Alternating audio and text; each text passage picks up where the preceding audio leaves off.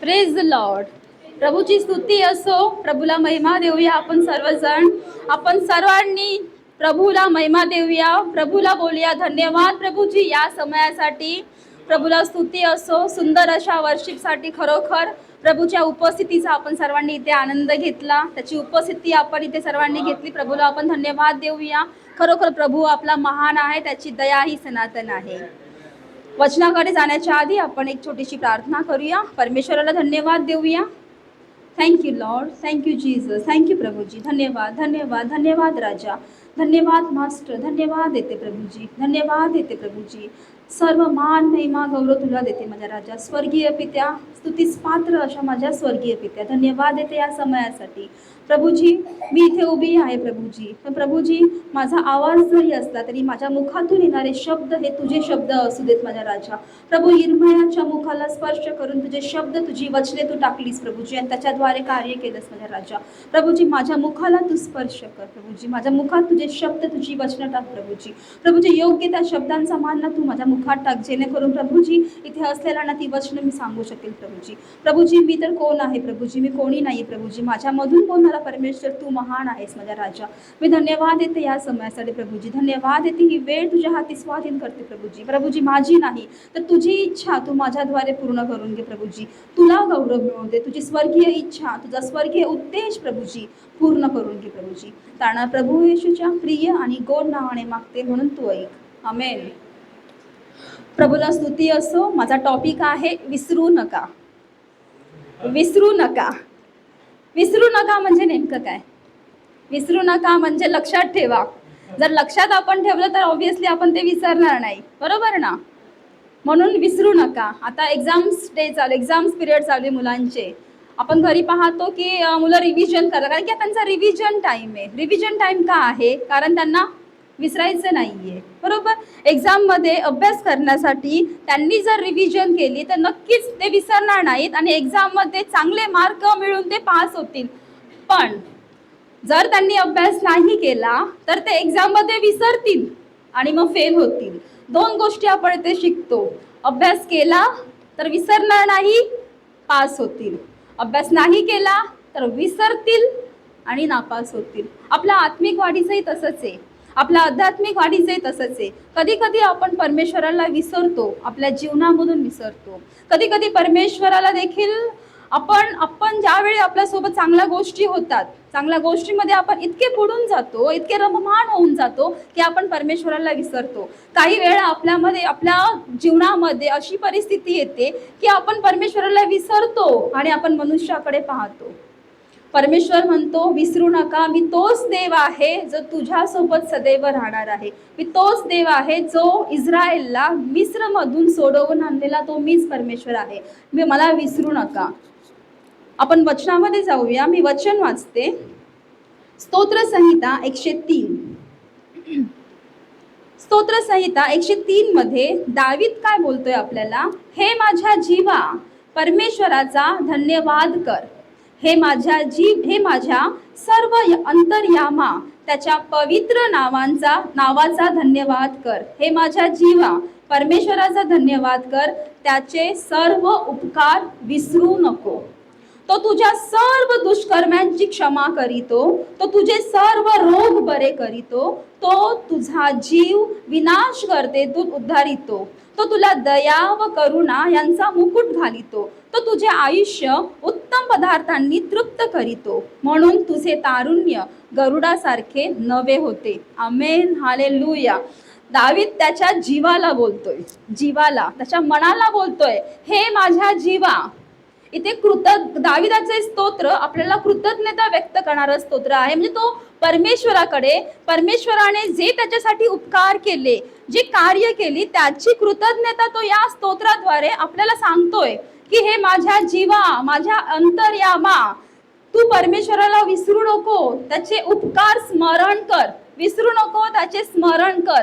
त्याने तुझ्यासाठी काय काय केलंय. तर त्याच्या जीवाला म्हणतोय, कळकळीने बोलतोय, म्हणजे तो स्वतःला बोलतोय, स्वतःच्या अंतर्मनाला बोलतोय की तू बघ, तो बोलतोय की त्याने तुझे रोग बरे केले, त्याने तुझे दुष्कर्म बरे केले, त्याने तुला दया आणि करुणा याचा मुकुट घातला, त्याने तुला उत्तम उत्तम पदार्थांनी तृप्त केले, त्याने तुझे तारुण्य गरुडासारखे नवे केले. परमेश्वराला धन्यवाद देऊया. दावीद जसं बोलतो त्याचप्रमाणे आपणही परमेश्वराचे स्मरण करतो का? काही वेळा करतो, काही वेळा नाही करत. काही वेळा आपण कोणत्या परिस्थितीत आहोत ती परिस्थिती आपण अवलंबून, त्या परिस्थितीवर अवलंबून परमेश्वराचे स्मरण करतो. ती परिस्थिती आपण पाहतो की ती परिस्थिती कशी आहे, ती परिस्थिती दुःखाची आहे का ती आनंदाची आहे का ती आशीर्वाद मिळालेली परिस्थिती आहे. इथे आपण पाहतो की कधी काही वेळा आपल्याला म्हणजे आपण बरेचदा विसरतो परमेश्वराचे स्मरण करायला. बरेचदा आपल्याला असं वाटतं की परमेश्वर, जेव्हा आपली परिस्थिती वाईट येते तेव्हा आपण पाहतो परमेश्वर नाहीच आहे, आपण मनुष्यावर विश्वास ठेवतो. पण परमेश्वर आपल्याला विसरत नाही. परमेश्वर बरेचदा त्याच्या वचनाद्वारे, त्याच्या दासदासीद्वारे किंवा एखाद्या व्यक्तीद्वारे किंवा एखाद्या फ्रेंडद्वारे तो आपल्याशी बोलतो आणि आपल्याला लक्षात आणून देतो की तू कोण आहेस, तुझी ओळख काय आहे, तू मला विसरू नकोस, तू मी केलेले उपकार विसरू नकोस. तू जेव्हा विनाशामध्ये होतीस, तू जेव्हा पापामध्ये होतीस, तेव्हा मीच होतो ज्याने तुला सोडवलं. इथे निर्गम 14:13 मध्ये आपल्याला मोशे म्हणजे परमेश्वर आपल्याला काय बोलतो, मोशेद्वारे जेव्हा परमेश्वराने इस्रायली लोकांची सुटका केली तेव्हा परमेश्वर म्हणतो की एखादी वाईट परिस्थिती तुझ्यावर जरी आली तरी तू स्थिर उभा राहा, खंबीर हो, हिम्मत सोडू नकोस. तो बोलतो मोशे लोकांना म्हणाला, वचन सांगतं, मोशे लोकांना म्हणाला, भिवू नका, स्थिर उभे राहा आणि परमेश्वर आज तुमचे जे तारण करील ते पहा, कारण ज्या मिस्री लोकांना तुम्ही आज पाहत आहात ते पुन्हा कधीही तुमच्या नजरेस पडावयाचे नाही. आमेन. परमेश्वर इथे आश्वासन देतोय, अरे तुझी परिस्थिती कशीही असो, वाईटातली वाईट परिस्थिती असो, तुला कळत नसेल की पुढे रस्ता आहे की नाहीये, पण परमेश्वर आश्वासन देतोय, तू घाबरू नको, तुला स्थिर उभं राहायचे, कारण मी तुझं तारणार करणार आहे, कारण की मी तुझा उद्धार करता आहे. तुला जे मिस्री लोक, जे पहाड असेल, जो प्रॉब्लेम असेल, तो कितीही मोठा असेल, तो प्रॉब्लेम जेव्हा तू माझं स्मरण करशील, जेव्हा तू माझ्याकडे येशील, तर तुझ्या नजरेसही पडणार नाही. इथे आपण पाहतो की जेव्हा मिस्री लोकांना परमेश्वर इस्रायली लोकांना परमेश्वर मिस्रमधून बाहेर काढतो, तो अनेक पिढ्या तो मिस्रमध्ये देतो, कारण त्याला त्याच्या लोकांना बाहेर काढायचं असतं, कारण त्याला त्याच्या लोकांना सोडायचं असतं. तो त्यांच्यासाठी मेघस्तंभ होतो, तो त्यांच्यासाठी अग्निस्तंभ होतो. तरीही लोक कुरकुर करत होते, तरीही लोक घाबरत होते, तरीही लोक त्याच्या नावाने बोलत होते की तू कुठेस, परमेश्वर कुठे. ते त्याचं स्मरण करत होते, पण परमेश्वर तू कुठेस, तू आमची परिस्थिती बदलत नाहीयेस. पण परमेश्वर इथे त्यांना सांगतोय की तुम्हाला स्थिर उभं राहायचे, तुम्हाला स्मरण करा, तुम्हाला आठवा, तुम्ही आठवा, विसरू नका. इथे जेव्हा लाल समुद्र पार करायचा होता तेव्हा त्याच्या आधी, इथपर्यंत पोहोचण्याच्या आधी तुम्ही कोणकोणत्या परिस्थितीमधून बाहेर आलाय. ज्या पीडा मी मिस्रमध्ये दिला त्यातली एकही पीडा मी तुझ्यावर नाही दिलीये, परमेश्वर बोलते, कारण की तू माझा आहेस. तुला फक्त स्थिर आणि शांत उभं राहायचंय, मी तुझ्यासाठी लढेल. परमेश्वर सांगतो की परमेश्वर तुझ्यासाठी लढेल, तुम्ही शांत राहा, तुम्ही माझ्यावर विश्वास ठेवा, मला विसरू नका. मी जे कार्य, जे चिन्ह चमत्कार मी तुमच्यासाठी केलेले आहेत ते तुम्ही लक्षात आणा. आपण विसरतो की आपण पूर्वी कोण होतो. जसं इस्रायल लोक विसरले की आम्ही पूर्वी कोण होतो, आम्ही दास्यातून, आज आपण दास्यामध्ये होतो, त्या दास्यातून परमेश्वराने आपल्याला सोडवलं, त्या बंधनातून परमेश्वराने आज आपल्याला सोडवलं. आज परमेश्वर आपल्याला त्याच्याशी एकरूप होण्यासाठी सांगतोय, तरीही आपण आपली परिस्थिती समोर आणून त्याला विसरतो आणि कोणा मनुष्याच्या मागे लागतो, कोणा मनुष्याला आपण सांगतो की माझ्यासाठी प्रार्थना कर, कोणा मनुष्याकडे नको त्या ठिकाणी, कारण की परमेश्वरचं वचन सांगतं की मला माहितीये तुझे पाय कुठे कुठे जात आहेत, ते कोणत्या ठिकाणी तुझे पाय जात आहेत, तू कुठे जातोस याची जाणीव आहे मला, याची आठवण आहे मला, तरीही मी तुला सोडवलंय. परमेश्वर म्हणतो की तू विसरू नकोस, मी तुझ्यासाठी करार केलाय. परमेश्वर म्हणतो की मी तुला जी वचने तुला दिलेली आहेत, जी शिकवण मी तुला शिकवलेली आहे, त्याचे स्मरण कर, ती तू विसरू नकोस. परमेश्वर म्हणतो की मी तुला वचन दिलेले आहे. परमेश्वराचं वचन जसं आपण नवीन करारामध्ये पाहतो की परमेश्वर पेत्रामध्ये परमेश्वर म्हणतो की तू आशीर्वादाचे वारीस होण्यासाठी मी तुला बोलवले. अरे मी तुला हे आश्वासन दिलंय, तरीही तू विसरतोयस, तरीही तू मला विसरतोयस, तू कोणा मनुष्याच्या मागे लागतोयस किंवा तू माझं स्मरण करत नाहीयेस. ज्याप्रमाणे आपण पाहतो, पेत्र ज्यावेळी वादळ आलं होतं, जेव्हा पेत्र आणि ते जे शिष्य होते ते घाबरले होते, वादळाला पाहून घाबरले होते. पण समोर जेव्हा येशू ख्रिस्त आला तेव्हा त्याने येशू ख्रिस्ताकडे पाहिलं, वादळ शांत झालं. त्याने येशू ख्रिस्ताची त्यावेळी आठवण केली, तिकडे परमेश्वराची आठवण केली. म्हणजे परिस्थिती आपली काही असो, परमेश्वर आपल्या सोबत असतो, तो आपल्याला कधीच सोडत नाही. तो म्हणतो फक्त मला विसरू नका, माझं स्मरण ठेवा. परिस्थिती कशी असो, परिस्थिती कितीही वाईट असो, कारण जेव्हा आपण बेडौल होतो, जेव्हा आपण आकार विरहित होतो, आपल्याला आकार नव्हता, आपण बेडौल होतो, पण परमेश्वराच्या आत्म्याने आपल्याला येऊन आकार दिला, आपल्यामध्ये श्वास फुंकला, त्याच्या स्वरूपाचं त्याने आपल्याला बनवलं. तरीही आपण त्याला विसरतो, तरीही आपण त्याची वचनं विसरतो. का? तर आज आपली परिस्थिती वाईट आहे. कारण की आज आपण कोणत्या परिस्थितीतून जातोय, आपण आज ते पाहतो. पण परमेश्वर म्हणतो की तू माझा करार आठव, अब्राहमाशी केलेला करार आठव, तू माझी वचने आठव, मी तुला काही शिकवण दिली आहेत, माझ्या आज्ञा आठव, तू विसरू नको त्या आज्ञा, तू माझ्या सोबत राहा. परमेश्वर हे आपल्याला नेहमी आश्वासन देत राहतो की तुझी परिस्थिती कितीही खाली असो, मी तुला उंच करणारा परमेश्वर आहे. बरेचदा आपली परिस्थिती बदलतेही, बरेचदा आपण त्या परिस्थितीमधून बाहेर पडतोही, कारण परमेश्वर आपल्या लेकरांना कधीही त्या सेम परिस्थितीमध्ये, प्रॉब्लेम्स मध्ये नाही ठेवत. जरी आपण विसरलो तरी परमेश्वर आपल्याला विसरत नाही आणि परमेश्वर आपल्याला त्यातून बाहेर काढतोच. जेव्हा आपण आशीर्वादित होतो तेव्हाही आपण त्याचे उपकार विसरतो, कारण आपण संसारामध्ये गुंतून जातो, कारण आपण ह्या छान गोष्टींमध्ये गुंतून जातो. जेव्हा प्रॉब्लेम मध्ये होतो तेव्हा परमेश्वराचं स्मरण करत राहतो. जेव्हा प्रॉब्लेम सॉल्व्ह होतात, जेव्हा आपण आपले आशीर्वाद मिळवतो, तेव्हा आपण परमेश्वराचे ते उपकार विसरून जातो. परमेश्वराचं वचन 8:11 मध्ये, अनुवाद 8:11 मध्ये सांगते, सावध ऐस, नाहीतर ज्या आज्ञा, नियम व विधी मी आज तुला सांगत आहे त्या पाळावयाच्या सोडून तू आपला देव परमेश्वर ह्याला विसरशील. परमेश्वराचं वचन सांगतं की तू सावध आहेस. आज तुझी परिस्थिती खूप छान आहे, आज तुला चांगला जॉब आहे, आज तुझ्याकडे घर आहे, आज तुझ्याकडे गाडी आहे, आज तुझ्याकडे फॅमिली आहे, आज तुझ्याकडे ढेर सारा पैसा आहे. तो आशीर्वाद तुला कोणामुळे मिळालाय हे तू विसरू नकोस. हे परमेश्वर सांगतोय, कोणाकडून तुला मिळालाय. तू सावध आहेस, तुला सावध राहायचंय, तू विसरलायस, पण तरीही तुला मी सांगतोय तू सावध राहा. ज्या आज्ञा मी तुला दिल्यात, परमेश्वराने आज दिलेल्या आज्ञा आपण पाळतो का? 10 आज्ञा आपण लहानपणापासून शिकतोय, आपण खरंच त्या पाळतो का? कदाचित आपण त्या विसरलो असेल. तोच तर परमेश्वर म्हणतोय, ज्या आज्ञा आहेत, जे माझ्या विधी आहेत, ज्या मी तुला गोष्टी, नियम सांगितलेले आहेत, ते विसरू नकोस.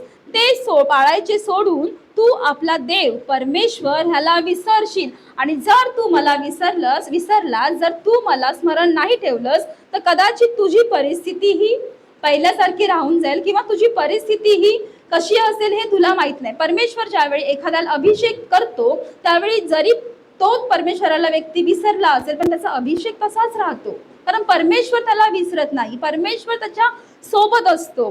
जेव्हा इस्रायली लोकांना मिस्रच्या दास्यातून मोशेद्वारे परमेश्वराने सोडवून, परमेश्वर इस्रायल लोकांना सोडवून आणू शकतो, तर हाच परमेश्वर त्याचे आज्ञापालन न केल्यामुळे, सतत कुरकुर केल्यामुळे, मी आनंदी आहे, सतत फ्रेंड्स सोबत राहिल्यामुळे, सतत संसारामध्ये गुंतल्यामुळे, सतत ज्या गोष्टी परमेश्वराला तुच्छ आहेत त्या गोष्टींमध्ये रमल्यामुळे तो आपल्यापासून दूरही होऊ शकतो. आपल्याला आशीर्वाद मिळाला. आपण कधी कधी विचार करतो की एकच तर दिवस आहे आपल्याकडे, एकच तर रविवार आहे आपल्याकडे, कशाला जायचंय आपल्याला, जाऊ दे ना, आज संडे आहे, आज आरामाचा दिवस आहे, शनिवारपर्यंत आपण छान काम केलं, एक दिवस आपण चर्चला नाही गेलं तर काय होईल, हे आपण बोलतो. पण ज्या परमेश्वरामुळे आज आपल्याला चांगला जॉब मिळालेला आहे, आपली परिस्थिती बदललेली आहे, आपण इकडे त्याला विसरतो, आपण त्याचं स्मरण ठेवत नाही. एक इन्सिडेंट माझ्यासोबत असा झाला होता, म्हणजे काही दिवसांपूर्वी, की मी ज्यावेळी, म्हणजे मी कधी यापूर्वी असं केलं नव्हतं, पण माझ्याकडून ती गोष्ट झाली की अरे काय, आपलं 7चं चर्च असतं, कोणी लवकर येत नाही, म्हणून मी यांना, गौरवला बोलले की तसंही सगळेजण लेट येतात, मी माझी जरा घरातली कामं करते आणि मी निघते, मी येईन. मला सतत जाणीव होत होती की तू काहीतरी चुकीचं करतेस, कारण ज्यावेळी आपण जिथे टाइम देतो ना, जर आपला टाइम 7 ते 9 आहे किंवा जो एक पर्टिक्युलर आपला टाइम असतो, त्या टाइमच्या आधी जर आपण आलो तर आपला परमेश्वर आपल्या टाइमच्या आधी तिकडे उपस्थित असतो. तो परमेश्वर, आपण उशिरा जाणार, आपण आपल्या टाइम नुसार जाणार, आपल्याला ज्या गोष्टी हव्या आहेत, आपण आपली घरातली कामं, मी गौरवला म्हणते की तुम्ही जा पुढे, मी येते आरामात. मी बोलले, ज्यावेळी मी चर्चमध्ये आले, जेव्हा मी भवनामध्ये आले तेव्हा खूप काही गोष्टी माझ्याकडनं मिस झाल्या होत्या. मला रिग्रेट झालं की प्रभू मी चुकले, मला क्षमा कर, कारण की जर तू तिकडे उपस्थित असतोस तर मला तिकडे येणं गरजेचं आहे, मला वेळेच्या आधी येणं गरजेचं आहे. आपण परमेश्वराला इझिली घेतो, आपण परमेश्वराला कॅज्युअली घेतो. संडेला परमेश्वर आपली वाट पाहत असतो की माझा लेक, माझी मुलगी कधी मला भेटायला येईल, कधी मी माझी वचन तिला देईल. पण बरेचदा आपण काय करतो की आपण आपल्या परीने, आपल्या सोयीने सगळ्या गोष्टी करतो. परमेश्वर म्हणतो की जी तू आहे, जो तू आहेस तो माझ्यामुळे, मला विसरू नकोस. परमेश्वराला काय हवंय? परमेश्वराला आपल्यासोबत त्याचा वेळ हवाय, तो वेळ आपल्याला परमेश्वराला देण्याचं गरजेचं आहे. आज आपण पाहतो, आज आपण सर्वजण आज आपण येणाऱ्या पुढच्या आठवड्यामध्ये येशू ख्रिस्ताचं मरण आणि पुनरुत्थान सेलिब्रेट करणार आहोत, बरोबर? परमेश्वराने आपल्या स्मरणात आहे का की ज्या परमेश्वराने येशू ख्रिस्ताचं जेव्हा मरण आणि पुनरुत्थान जिथे आपण साजरा करत आहोत, तिथे आपल्या स्मरणात आहे का की येशू ख्रिस्त ज्यावेळी तो सुळावर त्या खेळला गेला होता, रस्त्याने जात होता, रक्तबिंब होत होता, त्यावेळी त्याचं स्मरण आपल्याला आहे का? आपल्याला खरंच स्मरण आहे? आपण आठवण ठेवतो त्या परमेश्वराची? वचन आपल्याला माहिती, आपण वचन सर्वजण बोलतो की परमेश्वराने त्याचा एकुलता एक पुत्र आपल्यासाठी दिला, कारण आपला नाश होऊ नये, तर आपल्याला सार्वकालिक जीवन मिळावे.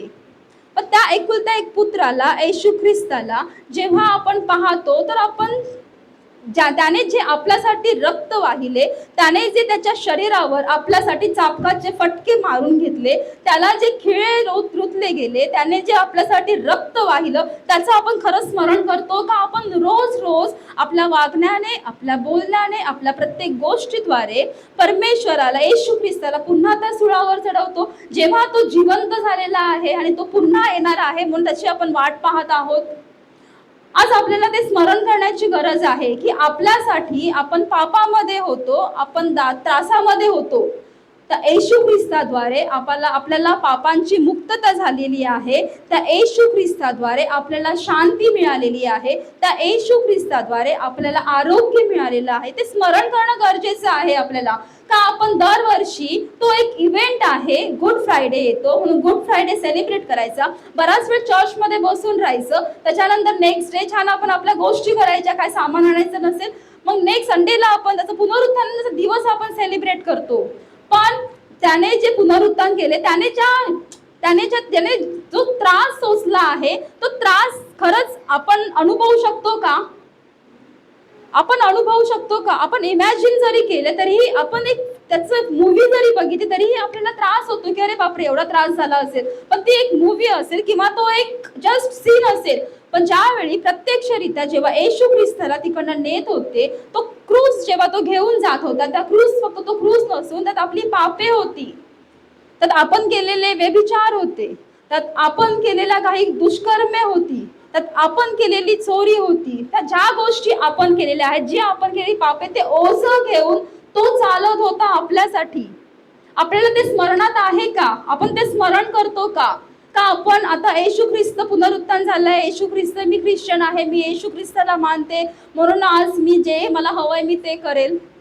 नाही, आपल्याला स्मरण करणं गरजेचं आहे. आपल्याला विसरू नाही शकत आपण की त्याने आपल्यासाठी काय केलंय. आज आपण आपल्या घरामध्ये कम्फर्टमध्ये आहोत, कारण की आपल्याला माहिती आहे आपला रक्षणकर्ता आपला परमेश्वर आहे. आपण जेव्हा जातो येतो तेव्हा आपल्याला माहिती आहे की परमेश्वराने आपल्याला वचन दिलेलं आहे की त्याचं आपलं जाणं येणं तो आपला आशीर्वादित करेल, आपल्याला माहिती आहे. तरीही आपण परमेश्वराला विसरतो. परिस्थिती आपली वाईट आली तरीही आपण कधी परमेश्वराला विसरतो, परमेश्वराला कुरकुर करतो की प्रभू माझ्यासोबत असं का, प्रभू मीच का, माझ्याच वेळी असं व्हायला हवं होतं का? आपण विसरतो. आपण एखाद्या मनुष्यावर विश्वास ठेवतो, जेव्हा परिस्थिती बदलते, आशीर्वाद मिळायला लागतात आपल्याला, तेव्हा आपण त्या आशीर्वादामध्ये इतके इतके गुंतून जातो की परमेश्वराने आपल्याला कसं बाहेर काढलंय आपण हेही विसरून जातो.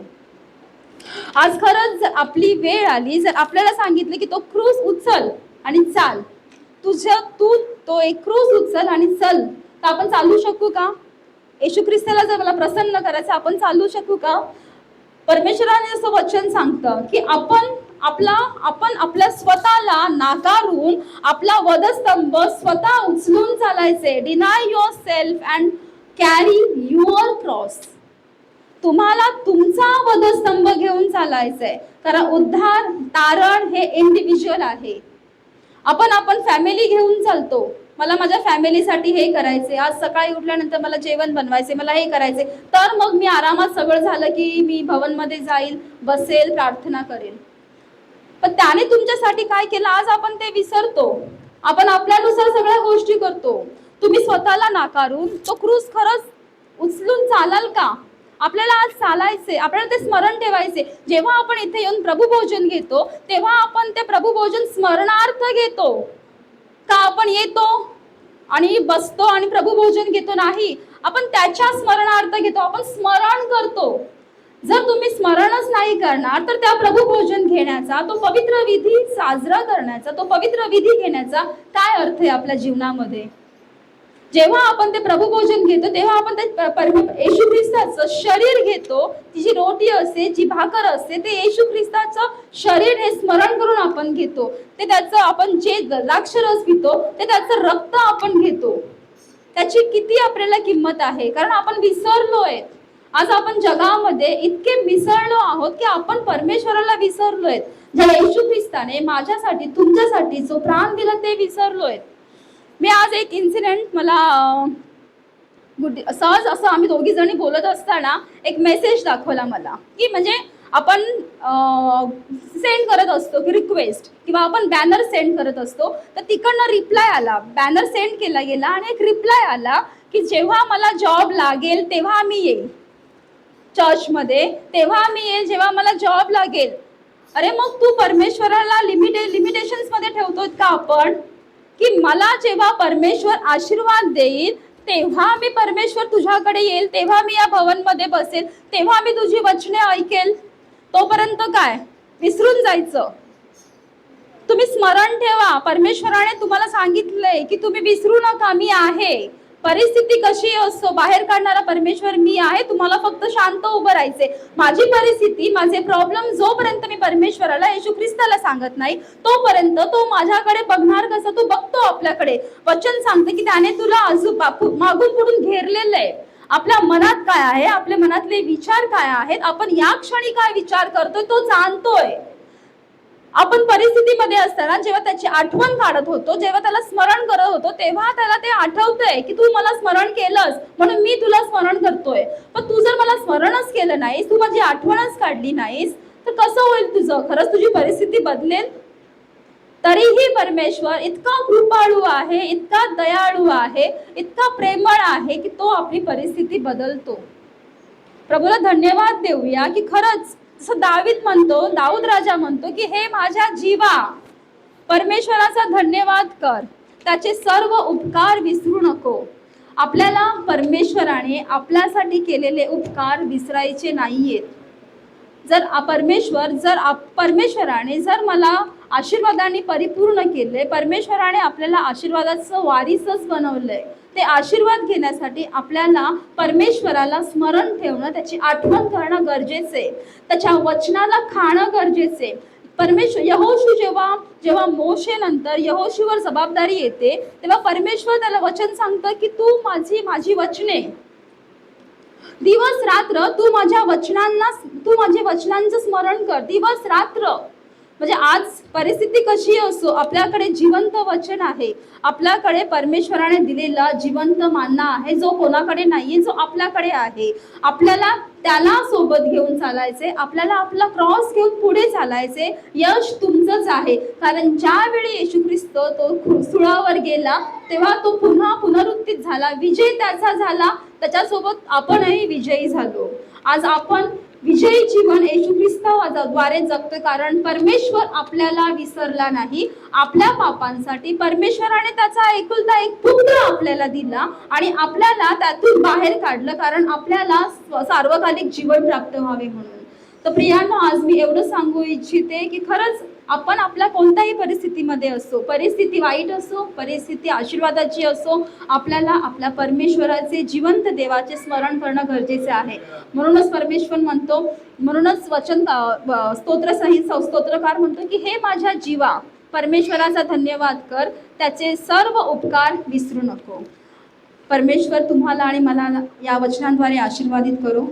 धन्यवाद. आपण प्रार्थना करूया. आपण स्तुती धन्यवाद परमेश्वर पित्या, प्रभूजी धन्यवाद देते या समयासाठी. खरोखर माझ्या पित्या प्रभूजी, आम्ही तुला विसरतो प्रभूजी तू आम्हाला सोडवतोस तरीही आम्ही विसरतो प्रभूजी. आम्ही वाईट परिस्थितीमध्ये असतो तरी प्रभू तू आमच्या सोबत असतोस प्रभू. जेव्हा आम्ही उन्हामधून चालत असतो तेव्हा प्रभू तू आमच्या सोबत मेघस्तंभ म्हणून पुढे पुढे असतोस. आम्हाला ती सावली देतोस, तो गारवा देतोस प्रभूजी. जेव्हा आम्ही अंधारातून जात असतो प्रभूजी, तेव्हा अग्निस्तंभ म्हणून तू आमच्या सोबत आम्हाला तो प्रकाश देतोस प्रभूजी. पण तरीही प्रभू आम्ही कधी कधी विसरतो तुला, आम्ही तुझं स्मरण करत नाही प्रभूजी. आम्हाला क्षमा कर प्रभूजी आम्हाला क्षमा कर. तू आम्हाला शिकवतोय, तुझी शिकवणी तुझी वचनाद्वारे आम्हाला चालण्यासाठी, तुझ्या आज्ञा पाळण्यासाठी तू आम्हाला शिकव. पवित्र आत्मा, येशू जवळ येण्यासाठी एक मात्र मार्ग, पवित्र आत्मा तू आम्हाला येशू ख्रिस्ताजवळ नेशील.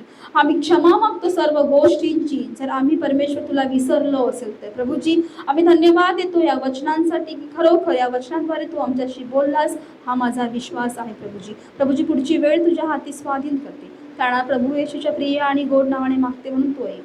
आमेन.